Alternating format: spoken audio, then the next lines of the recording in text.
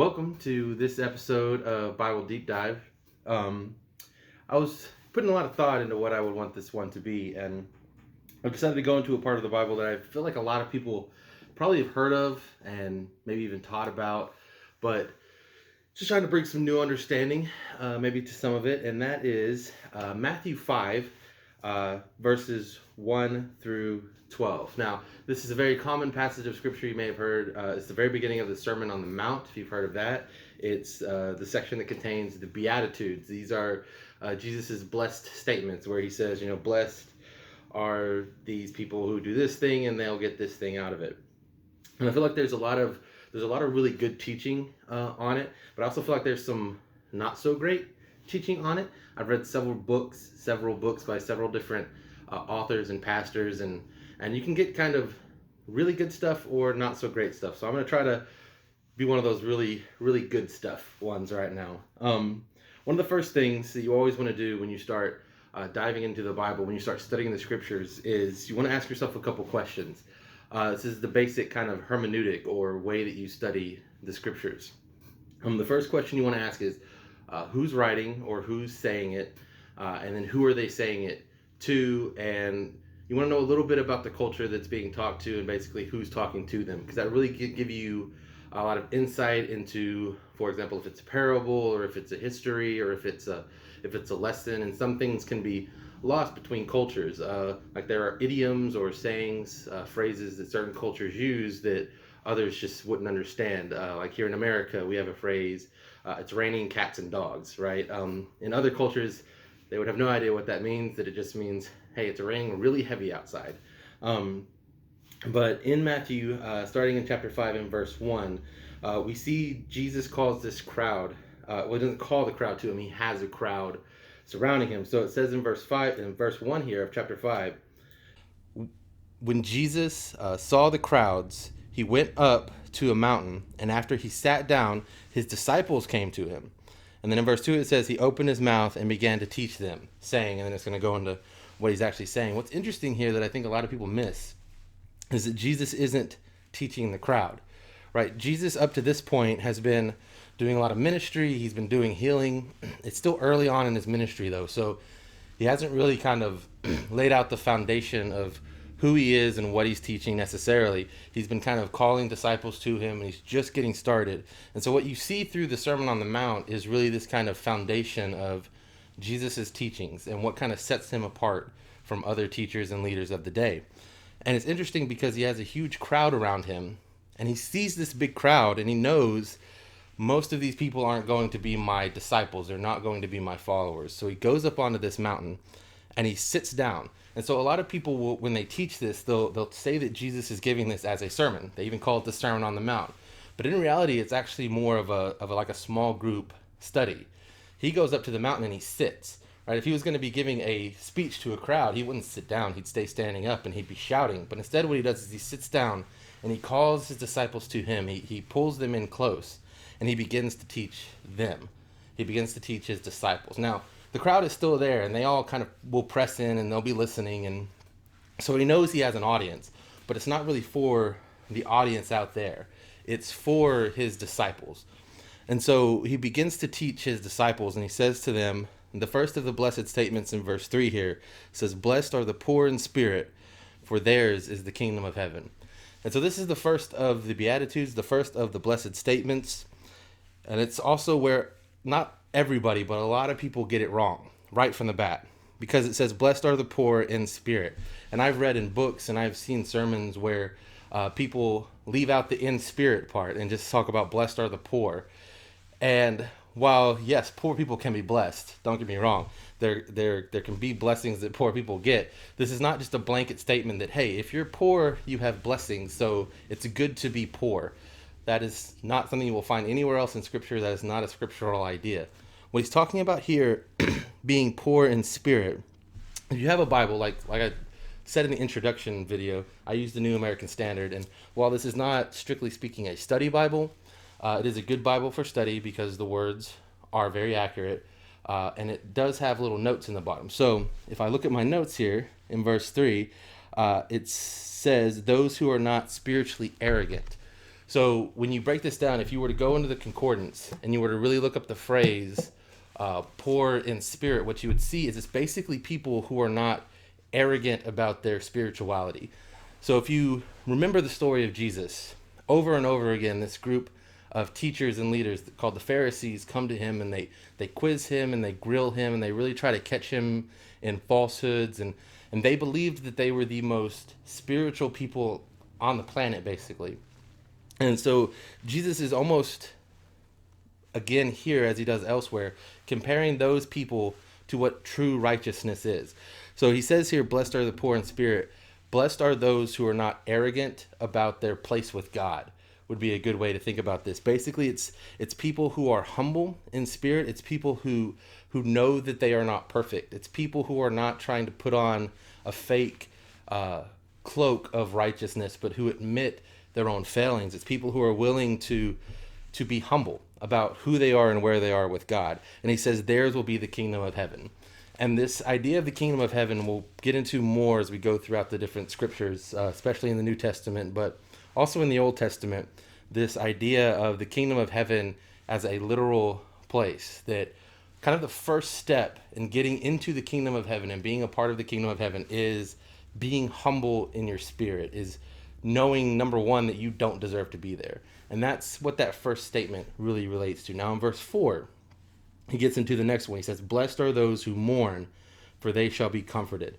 So again, this sometimes gets twisted into, you should just be happy when bad things happen to you. You know, if you have a friend or a loved one who dies, you should just be elated. You should be so joyful because you're going to get a blessing out of that. You're going to be blessed. And while yes, there is blessings that can come sometimes out of tragedy that we don't always see or expect, that's not why tragedies are happening, and that's not necessarily the best attitude to have. If someone's going through a hard time, to just walk up to them and be like, you should be happy right now, it's not exactly helpful. And that's not what Jesus is doing. He's talking about those who mourn, for they shall be comforted. And so what he means by that is that when tragedies come, it's okay to mourn. That's the first thing. It's okay to be upset and to cry or to weep or to kind of not isolate yourself necessarily, but to take a step back and be upset and be sad and process that in whatever way that looks like for you, that is okay. And the blessing is that you will be comforted. And one of the main ways to be comforted is from comforters. So when it talks about blessed are those who mourn, for they shall be comforted, there's an expectation behind this. The way it talks about it, once again, if you have we're not going to go through step by step with the concordance, but I have this here because when you do that, you start to see things like that. The way that this is phrased here in the original Greek, or as close to the original Greek as we have, it's this idea of active. It's not just you're sitting there crying. It's that you are mourning so that you can grow, and afterwards you can actually become a comforter. You can be the one who helps comfort other people because you know what it means to be comforted. Because you've mourned and you've gone through the process, you have now this experience that allows you to help other people through the process in a productive way, as opposed to just the person, like you wouldn't necessarily go to a sociopath for your emotional comfort, right? They're not going to be able to really help you out there. But you want somebody who has had similar experiences to you, can really help you get through your issues or your struggles. And so that's what he's talking about here, is that there is blessings that can come from mourning if you mourn properly. And you don't want mourning to be a lifestyle, though, because in some ways you could also hear this taught where people say that you should almost always be in a state of mourning. If you really want blessings from God, man, you better be mourning because you're blessed if you mourn. But no, not that either. It's this idea that elsewhere in the Bible it tells us there's a season for everything. And there's a season for mourning. And when that season comes, you mourn, and when it's over, you stop. And that helps you to be a comforter to others. You will be comforted when you're mourning if you surround yourself with believers and other people who've kind of been through what you've been through. So that's really what the blessing it's talking about here is it's being a productive member of a family, of a group, of a church. And so in verse 5, it says, blessed are the gentle, for they shall inherit the earth. That word gentle here actually has a couple meanings, but the primary one is meekness, and that's not to be confused with weakness. Meekness is this idea of contained strength. It's the soldier who comes home from war. If you've ever seen any of the Punisher stuff, when Frank Castle is at war, he's like legitimately a hard guy. He rips out people's throats with his bare hands. He's a tough guy. He is a soldier through and a warrior. But then when he comes home to his family, he is very meek, and he slow dances with his wife, and he holds his kids and he tucks them in and all those things. Now, if you know the story of the Punisher, then that gets taken away from him, and he's all he's all hardness after that. But that idea of the strong man who is soft when he needs to be. That's what meekness means. It's not a weakness. It's not saying, "Oh, I can't handle this situation. I'm not strong enough." It's the exact opposite. It is being what you need to be in the moment to get through the moment. Whether that's hard or soft, whether that's strong or the appearance of weakness.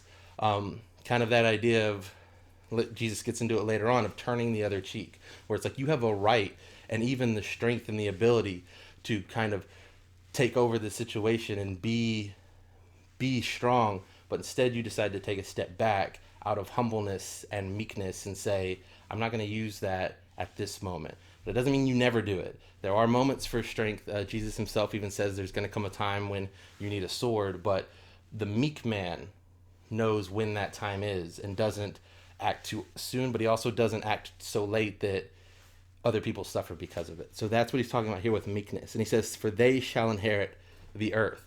And so this idea here of they're going to inherit the earth is that, in a way, almost all of these Beatitudes we're going to go into, almost all of them could kind of be summarized in this: do the right thing at the right moment, know the right person to be, and be that person. That's almost what all of these could be summarized as, is this idea of being the best in the moment, using your strengths, but not being overly aggressive. It's about knowing the right season that you're in. It's almost, in some ways, it's almost like Jesus is condensing all of Proverbs and all of kind of those moral teachings and all of those this is the right way to live teachings into this small group of statements. And I just find that really interesting that Jesus isn't necessarily saying anything new here. He's just kind of condensing it and framing it in a way that you don't have to read all of Proverbs to see, oh, this is a good way to live. He's condensing it into a series of statements. And I think that's really interesting, and I really like that. Because that is kind of the point of these verses, is this is the kind of man or woman that you should be. And so he goes on here in verse 6, and he says, blessed are those who hunger and thirst for righteousness, for they shall be satisfied. So here's another one where some people are like, oh, see, here's another. He said, blessed are the poor, now blessed are the hungry and the thirsty. So if you're in poverty and you're, worried about where your next meal is going to come from, just praise Jesus because you're going to get a blessing. That's not what he's saying at all. It's blessed, not that those people can't get blessings. Again, context here. He says, blessed are those who hunger and thirst for righteousness, for they shall be satisfied. So if you're hungering and thirsting for righteousness, what's the thing that's going to satisfy you? It's righteousness. So what he's saying here is he's saying you should desire righteousness just as much, if not more, than you want food and water. So as much as food and water are this innate thing that we need, we hunger and we thirst to keep ourselves alive, righteousness should be the same. We should desire righteousness so much that when we are lacking it in our life, we hunger for it, we thirst for it. It's like we're missing an integral, essential part of ourselves. And if we do that, we shall be satisfied. We shall find ourselves behaving righteously.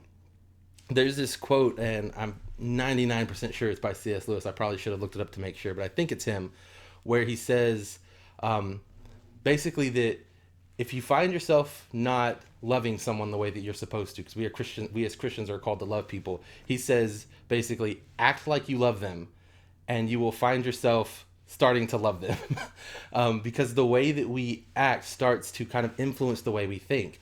And so this idea of when you search for righteousness, when you want righteousness, when you behave in a righteous way, it starts to become more and more natural to you. You start to do it just more and more often, just kind of by habit. It no longer becomes a struggle for you to be righteous in certain situations. Now, we're never going to be perfect. but that's part of why we hunger and thirst for it, right? You're never going to be so full that you're not going to be hungry tomorrow. No matter how much you eat today, tomorrow you're going to be hungry. No matter how much water you drink today, tomorrow you're going to be thirsty. And so in the same way, no matter how righteous you are today, tomorrow you should still pursue righteousness. And you're still going to fall short. Just like sometimes you're going to eat a meal and it's not going to necessarily be satisfying. Now, we tend to overeat here in the States and in the Western culture, but that's a whole nother issue. Right now we're talking about righteousness. So he says, they shall be satisfied. In verse 7, blessed are the merciful, for they shall receive mercy. So this goes back to that idea that a lot of these are about interpersonal relationships. A lot of these are about knowing what kind of person you should be and when. And so here he says, blessed are the merciful, for they shall receive mercy. So if you want to be the kind of person who receives mercy, you have to give mercy. So what it means here by mercy isn't just like, in a situation of war where like one side has surrendered and the other side is merciful by taking them prisoner and not killing them all on the battlefield. What he's talking about here for mercy is it encompasses all kinds of things, like just forgiving somebody who trespasses against you. So if you have a friend who wrongs you in some way, like they promise to come through on something and then they fall through on it and they don't, like they promise to come to your birthday party and they don't make it, that being merciful in that situation is just saying, hey, that's okay. I know that life gets crazy sometimes, and just kind of letting it go. And what tends to happen out of that is that when you are a merciful person, mercy kind of finds its way to you as well. When you've been forgiving of others, they're more than likely to forgive you. Now, in the interpersonal sense of one person to another, sometimes the math doesn't always equal out, right? Like you maybe are forgiving to this person and then you accidentally let them down in some way, or even intentionally let them down some way, and then they're just like, you're dead to me. I'll never talk to you again. And that can happen. But in the broader sense, most people aren't going to be that way. Most people are going to give mercy when they get mercy. And with God, this is even more true, that when you are merciful, there is this sense that God also gives mercy to you. Now, God is all loving, and he is all knowing, and he is all merciful, but he's also all just, and he's all righteous. And so this aspect of God where there seems to be two things in conflict, right? Like his justice and his mercy. It's how do we right those? Well, one way is that you do, in a sense, get what you give. Now, salvation is separate from this, but this idea of when you are merciful, you will receive mercy, that God wants to reward you when you are righteous. He wants to reward you when you're merciful. He wants to reward you when you're meek or when you thirst for righteousness. He wants to reward you. And so the way that in order to get those rewards, though, you have to be those things. And so that's kind of what he's talking about here, is that not only is this practical in a person-to-person sense, but also in the sense of the way that God looks at things, that if you are never merciful, why would you expect mercy even from God? Right? If you are never righteous, why would you expect God to deal with you in any way other than as an unrighteous person? And so there is this sense here of a very practical kind of lifestyle. And so in verse 8, he says, blessed are the pure in heart, for they shall see God. This is another one of those areas where if you take the time to really dive into the concordance, if you dive into it, this pure in heart statement is really interesting, because in the Greek there's this sense of pure in intention, right? And I love that, because it says that if you're pure in heart or pure in intention, you will see God. And I just find that so interesting, because there are a lot of atheists out there, right, who say, I've looked for God. I've tried to find God. I've asked these questions before. And if that's you, if you're one of those atheists, I would encourage you to take heed to this. Were you pure in your intention?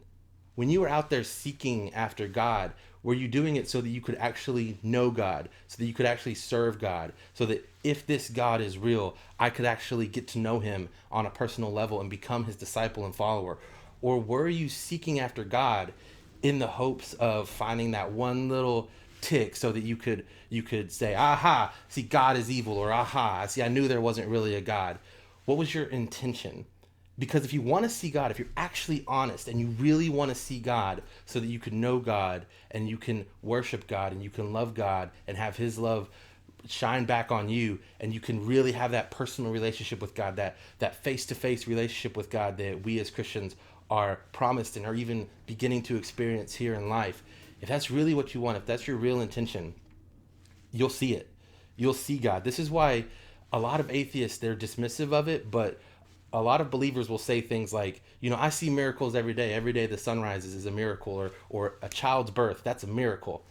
The reason that Christians say that, and we mean it, is because our purity, so to speak, of our intentions, we begin to see God in all these things. We see God's hand in creation. We see God's love through all of these things because our intentions are in the right place. So if you are an atheist who says, I've been looking for God, I've been searching, and he hasn't, I don't see him, I don't speak to him, check your intentions. All right? Look at why you're doing it. Are you doing it to try to get one over on God and the Christians around you and say, I see your experiences aren't real because I haven't had them? Or are you honestly seeking? Because if you're honestly seeking, you will see God. That's the promise here, but not just here. That is a promise throughout the scriptures. So when you honestly seek God, you will see him, you will find him. But it comes back to your heart. It comes back to your intentions. Are you pure in your intentions? Do you really want to see God?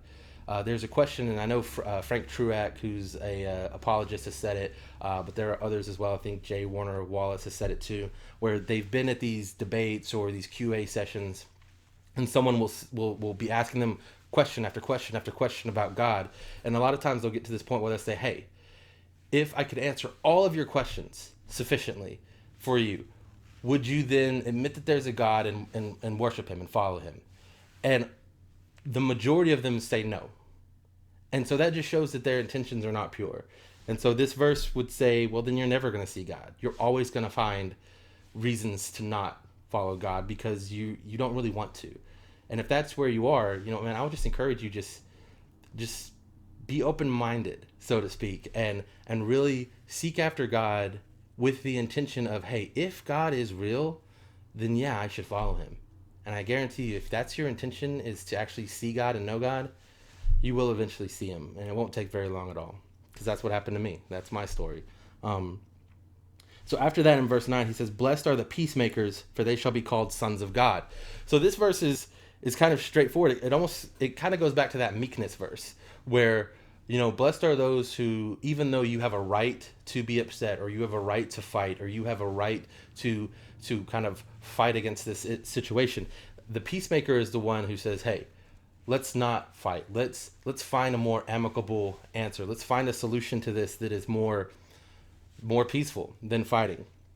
And he says, they shall be called sons of God. And so basically, if you are a peacemaker, you have the potential within you to be a son of God, that this is a key integral part. I put that in air quotes. I don't know if that came across. But the reason I put that in air quotes is because you're not literally becoming a son of God. You are being adopted into God's family. When we call ourselves children of God, that's what we mean.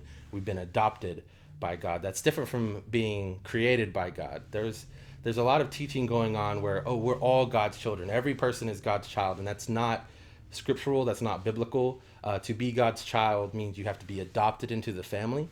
We're all created by God, and he loves all of us, and he died for all of us. But to be a child of God means that you have been adopted into his family. And it's interesting because what allows that adoption is the faith and belief in Jesus Christ and his death on the cross. It's that gospel message. But it's interesting because Jesus here is saying, blessed are the peacemakers, for they shall be called sons of God.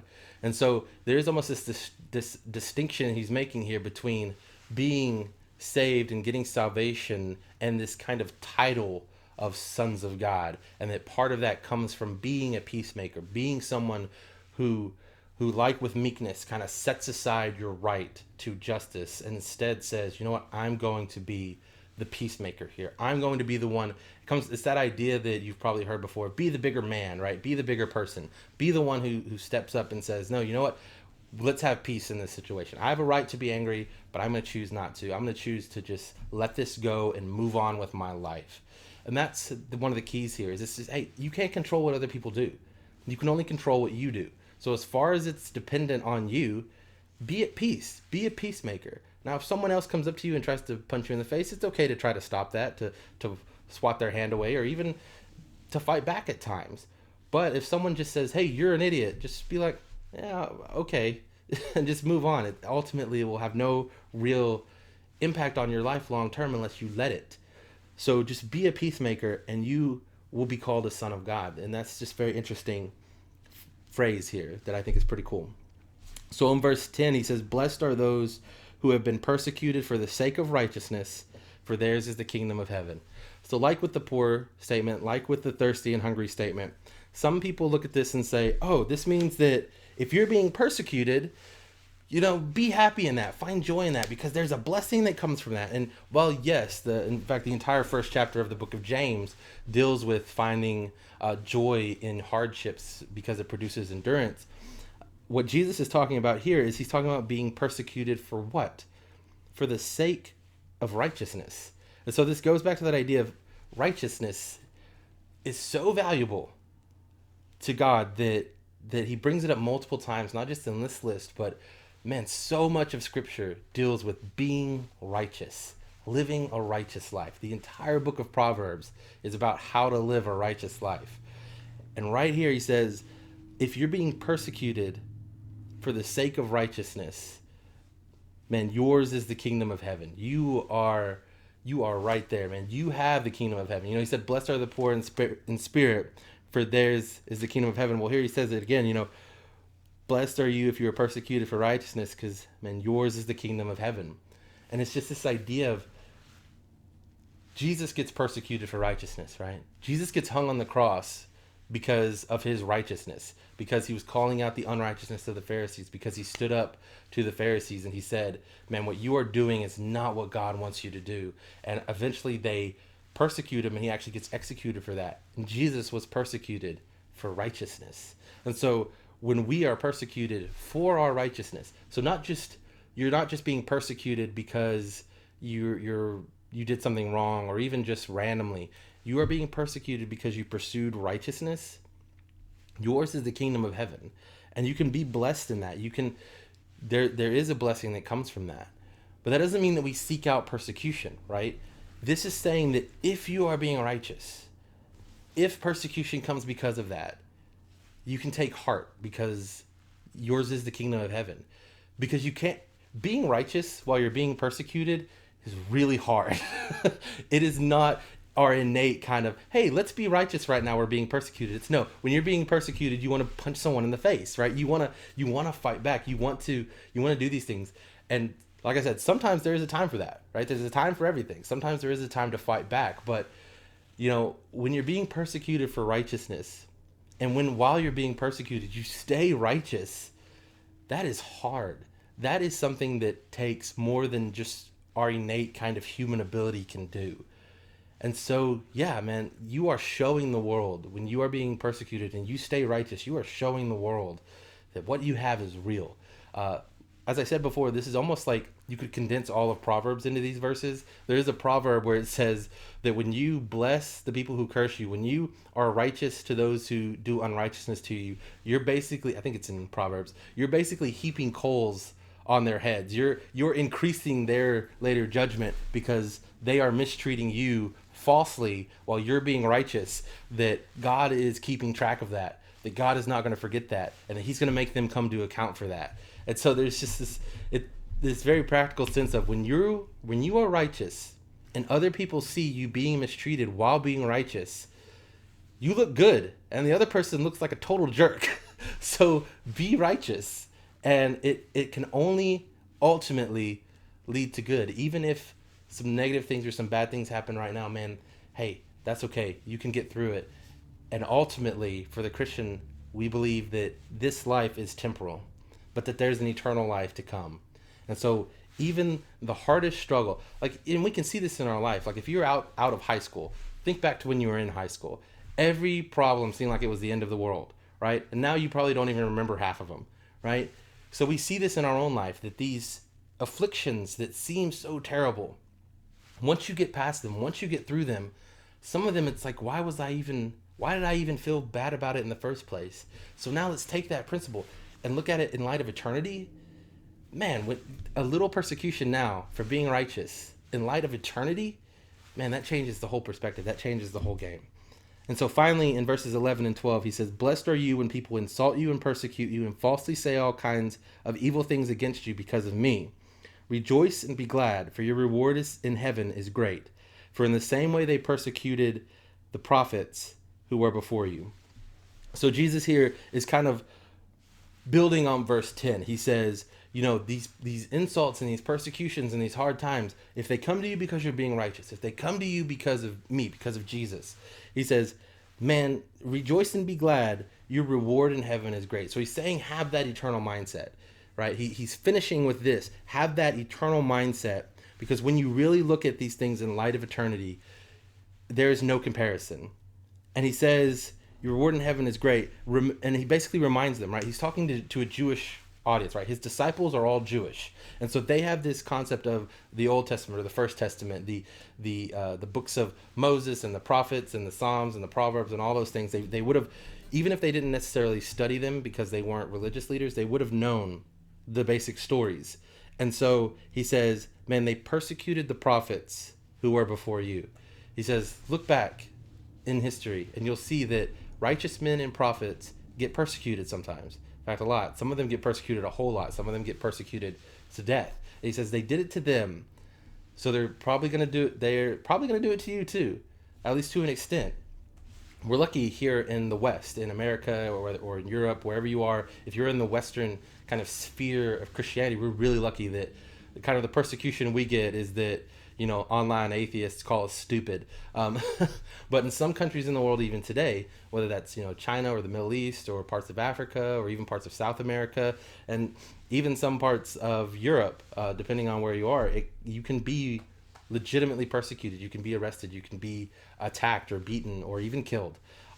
He says, hey, take heart, have that eternal mindset. Because the prophets before you were persecuted. People who follow you will be persecuted. But in light of eternity, these light momentary afflictions, they're a vapor in the wind. There's pain in the night, but joy comes in the morning. Just take heart, keep heart. And so that's the Beatitudes, that's the blessed statements. That's the start of Jesus' Sermon on the Mount, which really probably should be called like the Bible study on the Mount or something like that, because it really is him just teaching his group of followers, hey guys, come close, let me teach you some things. And he starts to teach them, and obviously people around hear it and it really impacts them, and he does pick up a lot of followers from this, but he also loses a lot of that crowd, turn and abandon him because of this, because he gets into a lot of hard statements as we go through the Sermon on the Mount. So hopefully if you've ever been curious about the Beatitudes, if you've read this first part of this and you've just been like, man, what do these even mean? What are these statements even all about?